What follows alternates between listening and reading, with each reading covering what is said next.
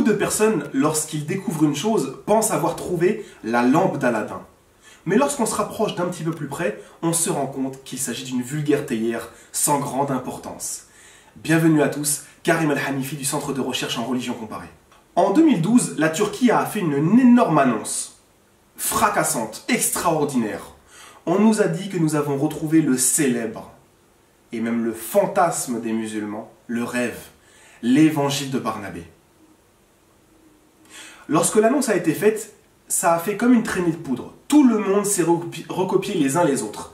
Et donc, ce que nous allons essayer de faire aujourd'hui, c'est de savoir si, oui ou non, la Bible de Turquie est bien l'évangile de Barnabé. Vrai ou faux, info ou intox, nous allons voir cela.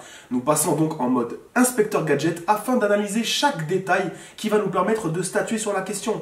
Pourquoi? Parce que si tel est le cas, eh ouais, c'est une très bonne chose. Si par contre cela n'est pas le cas, alors à ce moment-là, nous devrons réviser notre position et refaire une propagande inversée, c'est-à-dire de transmettre cette information au plus de gens possible afin qu'ils ne tombent pas dans le panneau. Donc voici le texte que le monde entier a pu voir. Nous allons passer ce document au crible de la critique afin de sortir avec des conclusions qui sont satisfaisantes.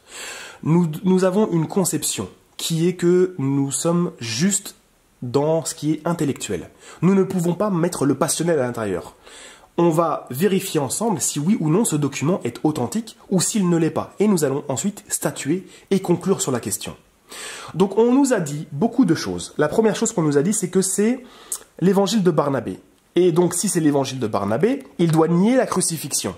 On est d'accord jusque-là. Pourquoi est-ce que j'ai ceci sur le document et ceci là-bas? J'espère que vous les voyez. Il s'agit de deux petites croix.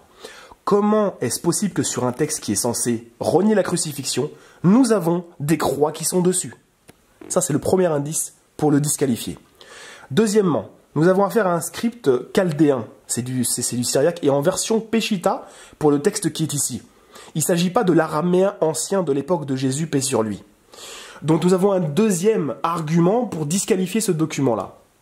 Troisièmement, on nous a dit que le Vatican a tremblé quand il y a eu ce document qui a été mis à jour. La question que je pose, c'est comment le Vatican, l'autorité catholique, a-t-elle pu trembler devant ce document-là, alors que nous allons le voir, ce document n'a rien à voir avec l'évangile de Barnabé. Vous voyez le texte qui est ici? Regardez, on va l'agrandir. Ce texte qui est là.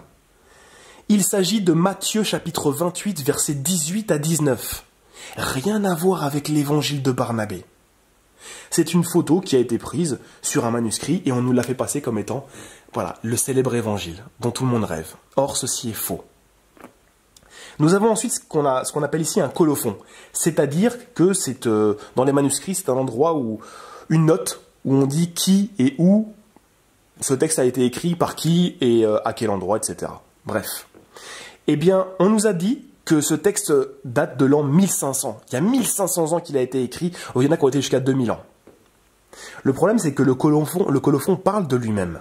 Et il dit, ici, en fait l'inverse, que ce texte a été écrit par les moines du haut monastère de Ninive en l'an 1500 de notre Seigneur, autrement dit au XVIe siècle. Donc nous avons une pièce devant nous qui n'a rien, absolument rien d'authentique. Il n'y a pas de mention prophétique à l'intérieur. Il s'agit juste du texte de l'évangile de Matthieu et rien de plus. C'est tout.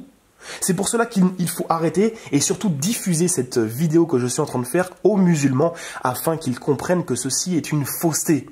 On s'est trompé, c'est pas grave, on balaye. Mais on corrige notre erreur. Et en la corrigeant, c'est-à-dire qu'on va vers les gens pour leur dire « Regardez, ceci est faux ». Et là, on paraîtra honnête. Là, les gens nous prendront au sérieux. Imaginez que je vais devant le pape et que je dis « Voilà, tu as tremblé à cause de cela ». Il va me faire venir la première personne qui parle syriaque, il va lire le document et on va avoir l'air de ridicule.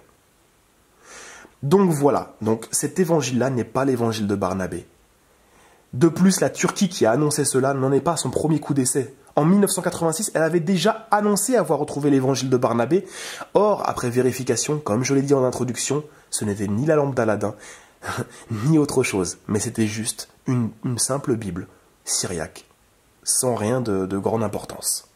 Donc il faut arrêter voilà, de raconter des choses qui sont fausses aux gens. Personne n'a jamais vu ce texte-là. La Turquie ne veut pas le montrer. Et c'est malheureux de s'en tenir à un mensonge et de continuer à persévérer dedans.